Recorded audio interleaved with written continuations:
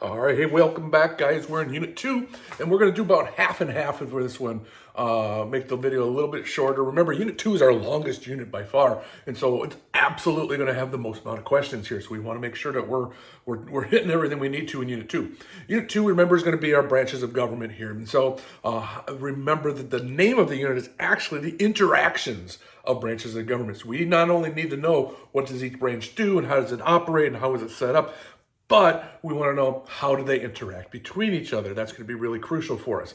Okay, so as we're going forward, today I want to just cover in this unit, in this topic, in this video, Congress and the President, executive and legislative branches, okay? So with that in mind, let's go ahead and jump right in. 2.1 is Congress and the Senate and the House of Representatives, how that's all set up. And so remember, we're going to want to at least have the basic knowledge. So as far as House of Representatives, remember there's 435 people.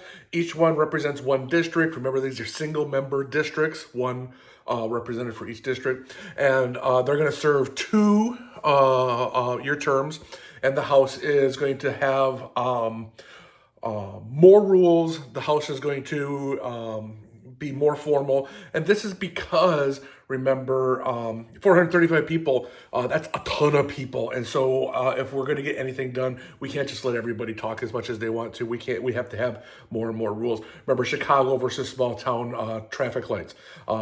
We're going to have maybe 1 traffic light in a small town and hundreds in Chicago. More people have more rules, more guidelines we're going to have to follow. Senate's going to be the smaller branch, 100 members in the Senate. Each are going to represent a state. And remember, there's going to be 2 senators from each state. So those are multi-member districts, right? 2. And they're going to serve 6-year terms, and then they are going to have fewer rules because they have less people, fewer guidelines, a little less formal in the Senate.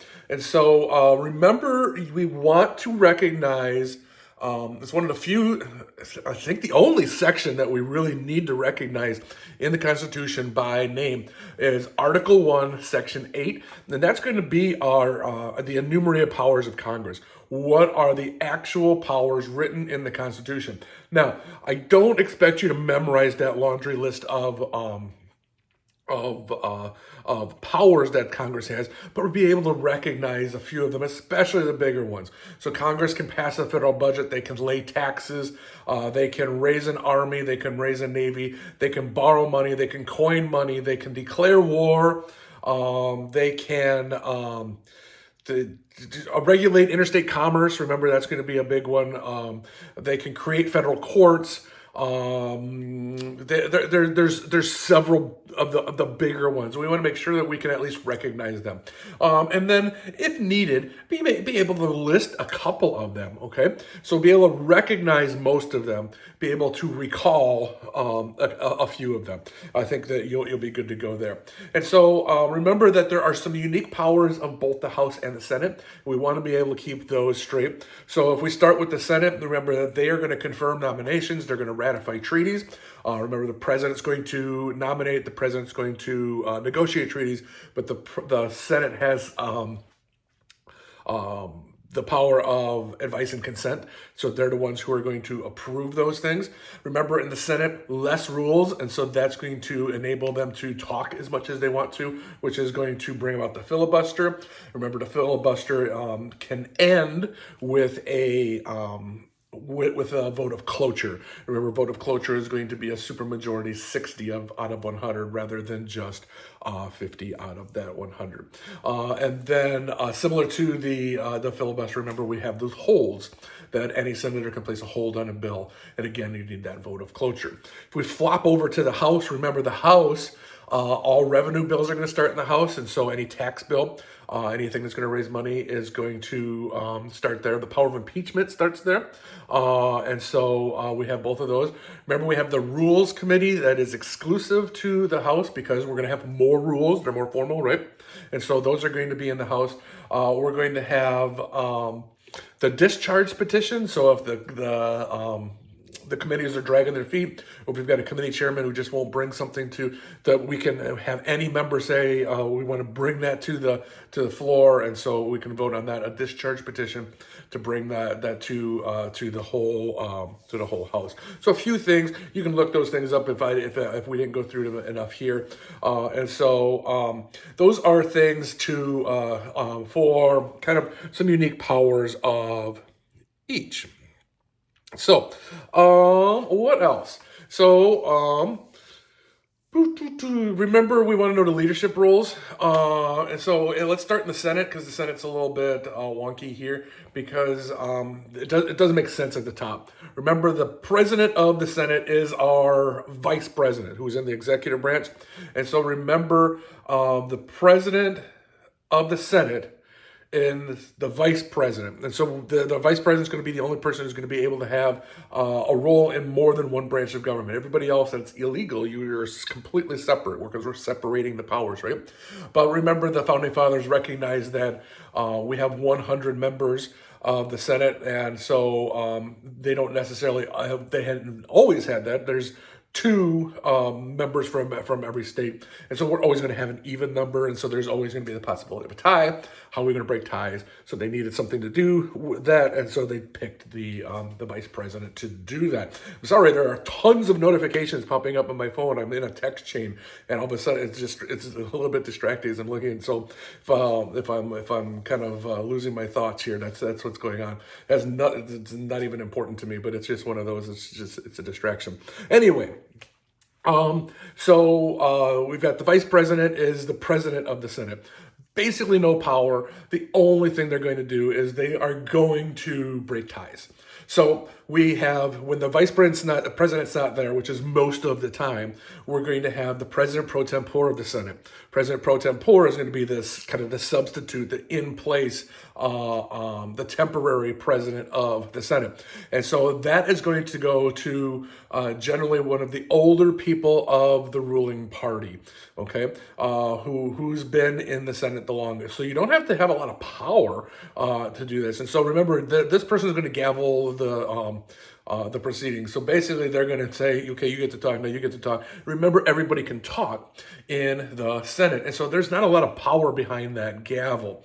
The power comes in the majority leader. That's going to be what you want to be in the Senate. That's where the power is really centralized, in the majority leader. Majority leader is going to set the agenda. This majority leader is going to rally the majority party, and then he's going to have behind him the assistant majority leader and the whips. And so remember, the whips are going to be the people who are out there.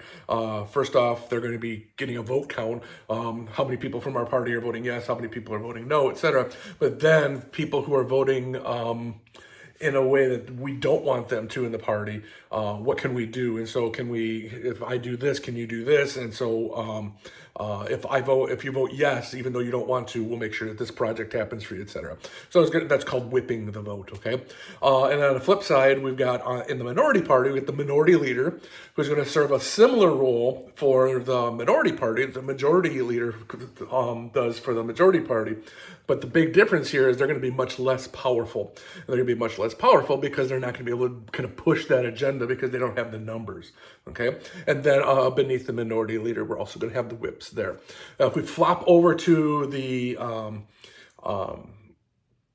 House, then the structure here is going to be a little bit different. So remember, we've got the whips from both parties. That's going to remain the same. We've got the minority leader. That role is going to remain the same. The majority leader is going to have significantly less power in the House. They are going to do a lot of the same things that the majority leader will have in the Senate. The big difference, though, is the strength, the power really goes up to Speaker of the House. Speaker of the House is going to be from the majority party as well, and that's going to be really the strongest person in either house. The Speaker of the House is going to be third in line to the president. The Speaker of the House is going to be They're going to be able to select the committee chairs. They're always going to be from their party, so the committees are going to be set up to support the speaker. The speaker is going to probably be on the rules committee, who's going to be setting the rules for debate. The speaker is going to be kind of gaveling in and out. Remember, not everybody's going to get to talk in the House. There's more rules, and so that speaker is really going to have a lot more say in what is going to be brought to the floor, what is going to be, who is going to get a chance to speak, etc. Ton more power in that gavel in the House than in the Senate.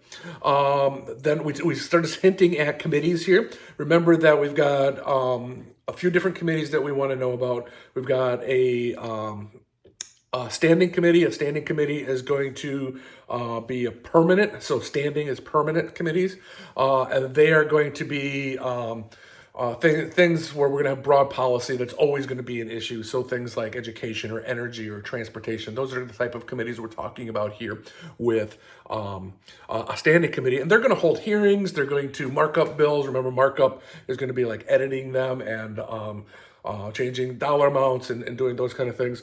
They're going to conduct congressional oversight. Most of the work that is done within the Congress is going to be done in these committees. Okay, so a standing committee is permanent. A select committee then is temporary. It's a temporary committee, and remember, they're going to be there for one purpose and one purpose only. Once that purpose has been fulfilled, they're done. Okay, they're going to disband.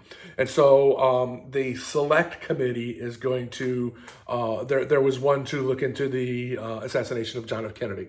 Okay, that was 50 something years ago, 60 years ago. We probably don't need that committee meeting on a regular basis now, right? They looked into it, they made their report, they're done, they disband. So that's a select committee. A joint committee is going to be a committee that's going to include representatives from both the House and the Senate. And then a conference committee is going to be similar to that. They're going to have members of the House and the Senate, but remember, this is going to be when the House and the Senate have different versions of the same bill. The conference committee is going to get together. And, I remember I called them in class the compromise committee. And so they're going to compromise the bill out, kind of come up with a finalized version of the bill that both the House and the Senate will then be able to vote on. Within the House then, or the Congress then, remember that we have different types of spending. Remember, they're responsible for the federal budget, and the president signs it, but the federal budget is presented and formulated and passed by the Congress. And so we've got a couple different types of spending here. We've got discretionary spending, which is something that has to be approved each and every year. Discretionary spending is going to make up about 1/3 of the federal budget. It's getting less and less, it seems like, each year. We're going to talk about why that is in just a second. But this is going to include what the president can really influence. And so we can give X amount to military spending. We can give X amount to transportation. We can give X amount to education, whatever it is, okay? And so this is where they're going to be able to move money around. We talk about that power of the purse, right? And so discretionary spending is going to be a big part of that. Mandatory spending then these are the things that the money has to be spent. This is about 2/3 of the budget, and Congress does not have a say where it's going to go. And so most of this is going to be made up of, we have to pay the interest on the national debt. We don't have to pay off the national debt each year, but we do have to pay the interest. There is a law that says that. And then we also have to pay entitlement programs. So remember, an entitlement spending is going to be spending that's on programs like Social Security or Medicaid or anything along those lines. And you're entitled to something because of your age, because of your income bracket, because of whatever it is. And so entitlement spending is part of that mandatory spending. And so discretionary spending, Congress gets a say. Mandatory spending, they do not. And then remember, we also then are going to want to talk about pork barrel legislation and log rolling. So pork barrel legislation is going to be a bill that is passed that is going to benefit one particular district, okay? So we're going to build a bridge in our district, okay? That bridge isn't really helping people in Texas too much. That bridge isn't really helping people in Arizona too much. It's helping the people in our district. Okay, and so that would be what we're looking at for pork barrel legislation. So now, if I am a representative from New Mexico or from Idaho or from Hawaii, why on earth would I vote yes to this? This isn't going to help my people. Well, this is where log rolling comes in. Log rolling is kind of vote trading. If you vote for my project, I'll vote for your project, and so I'll vote for this in Hawaii if you vote for this in Illinois. And so pork barrel and log rolling are going to go hand in hand. So then we're going to get to congressional behavior, and this is going to be the end for Congress here. Remember that the House is going to be built on or based on population. And so therefore we got to figure out how are we going to know how many representatives each state is going to get. And so this is going to be the act of reapportionment. Every 10 years we're going to have a census. We're going to count how many people are in the country, where they are located, and then decide, okay, Illinois, here's how many representatives you get. Wyoming, here's how many you get. New Jersey, here's how many you get. So the actual math of here's how many each state gets is done every 10 years after the census, and that is the act of reapportionment. Okay, so we've been reapportioned. Here's how many we get. All right, once that happens, now we have to redistrict. Some states will have changed how many representatives they get, so they have to have drawn completely new districts. Some states will have the same amount, but maybe population has shifted within their state. Remember, all of the districts have to be roughly the same size, okay? And we're going to get to that here in just a second with Baker versus Carr, okay? And so redrawing those lines is going to be crucial for where are all the districts going to be, who is represented by who, but also then is that going to hurt somebody or going to help somebody? And this is the act of gerrymandering. If we're drawing the lines, remember, however we draw the line is going to make somebody happy and it's going to make somebody else angry, okay? No matter if we let the computer do it, if we do it, it's just the nature of things. However, when we do it intentionally to help or to hurt a race, a religion, a party, a person, that's now gerrymandering, okay? Gerrymandering is not illegal, remember, but gerrymandering is something that that absolutely happens, and it's the act of drawing the line to help or to hurt someone else, okay? And so reapportionment is going to be giving out the number, redistricting. Once you've got the number, here's how many districts we have to draw. Gerrymandering is drawing those lines with a real purpose to help or hurt. Okay, and so remember, malapportionment is going to go along with that. Malapportionment is going to be that act of if we have one group that is got 100 people in this district, and then another group that has 1 million people in this district, those aren't equal districts, right? So we've malapportioned that, and so we need to make sure that they are of roughly equal size. And that's what's going to be said in Baker versus Carr.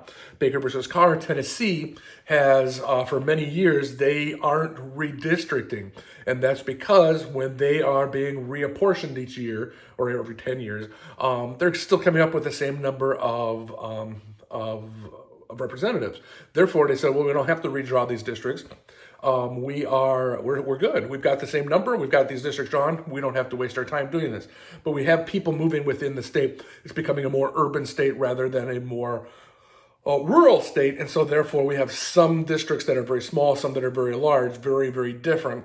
And in Baker versus Carr, the United States Supreme Court is going to say that one person, one vote, that my vote should weigh the same as your vote, okay? And so therefore, the districts need to be the same size. And so this is going to be, they're going to use the 14th Amendment to decide this and that equal protection clause, okay? Baker versus Carr is going to be the first time that the United States Supreme Court is going to take up a traditionally political cause. Traditionally, they're going to just leave this to the politicians. If the people don't like it, they can vote somebody else in. But now they are going to get involved in gerrymandering. Shaw versus Reno is going to be like 30 years later. We are in North Carolina now, and North Carolina is they have drawn their maps. Remember, the Voting Rights Act of 1965 says that any state with a history of racism is going to need to have their maps approved by the federal government, as well as any other voting changes, electoral law changes, etc. And so they send in their map. Federal government says, we think you can get another district if you redraw it for African Americans, that it would be likely that an African American would win. North Carolina redraws their districts, and Shaw is going to sue and say, hey, when you redrew those districts, you basically made it impossible for me to win now. And so now I am not equally protected. And so the United States Supreme Court is going to say, yeah, you can't do that either. So it's going to ban racial gerrymandering. And so you cannot gerrymander based solely on race. You can gerrymander and it can help another race, but you can't draw it just to help this race. There has to be a bigger reason to do so.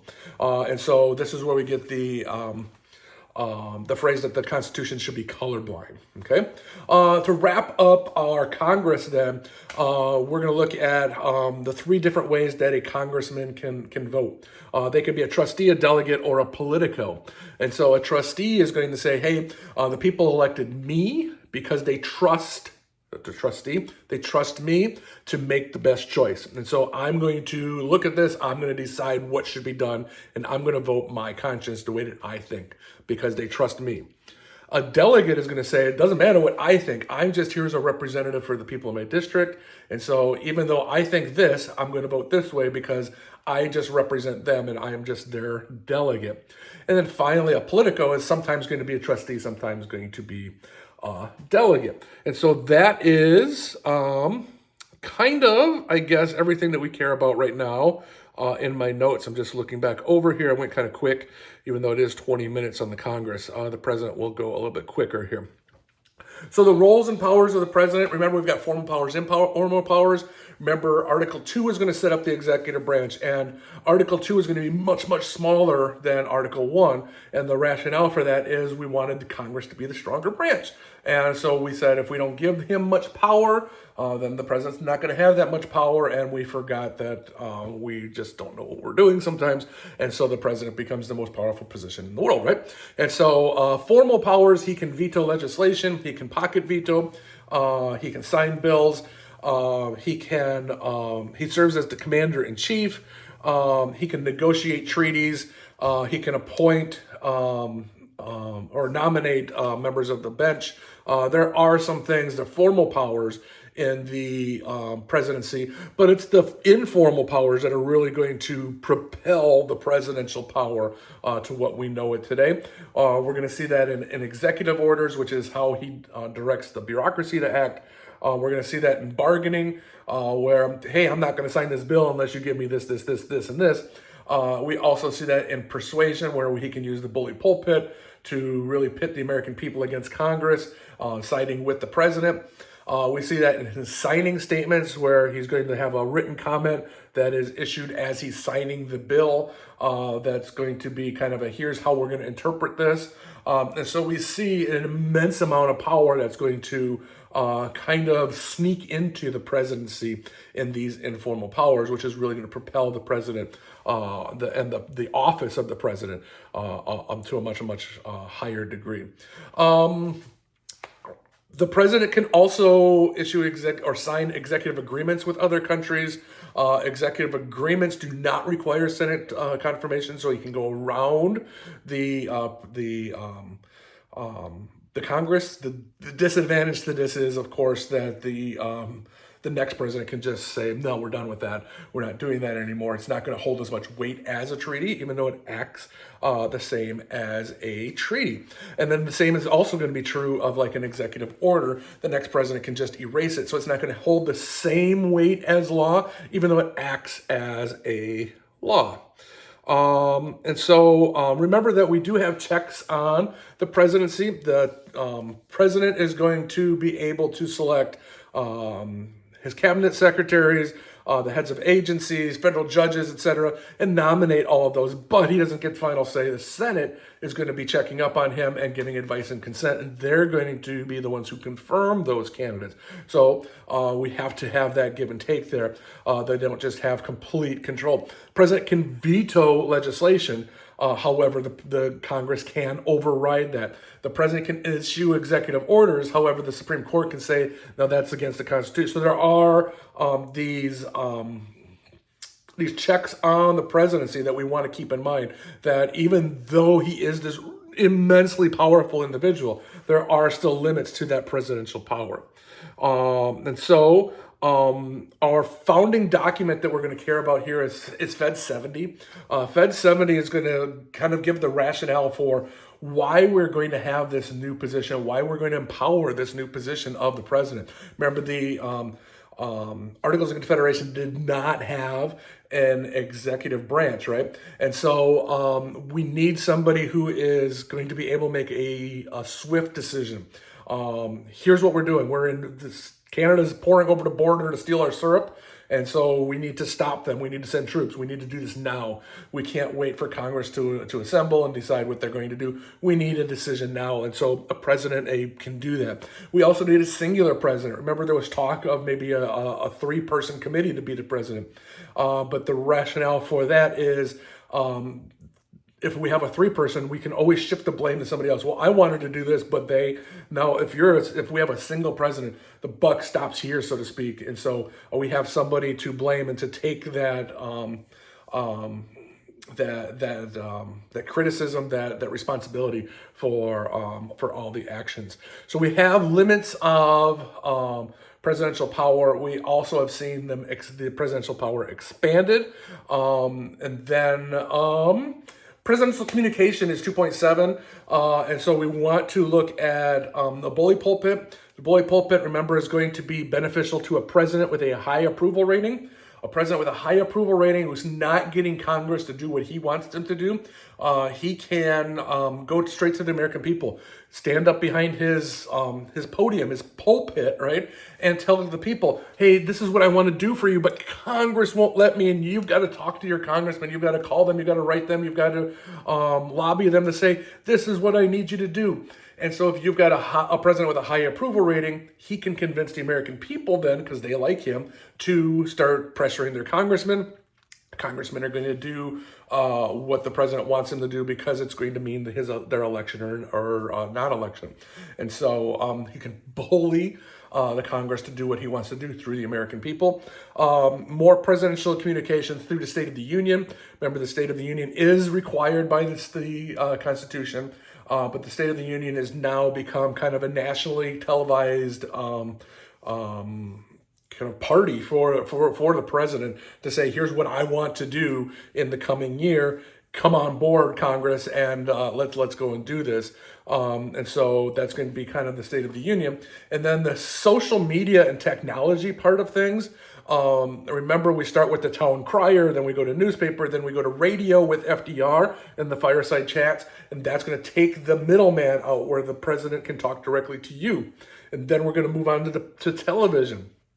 Television with the 1960 presidential debate, Nixon and Kennedy. Remember, now image is going to mean a lot more than the substance.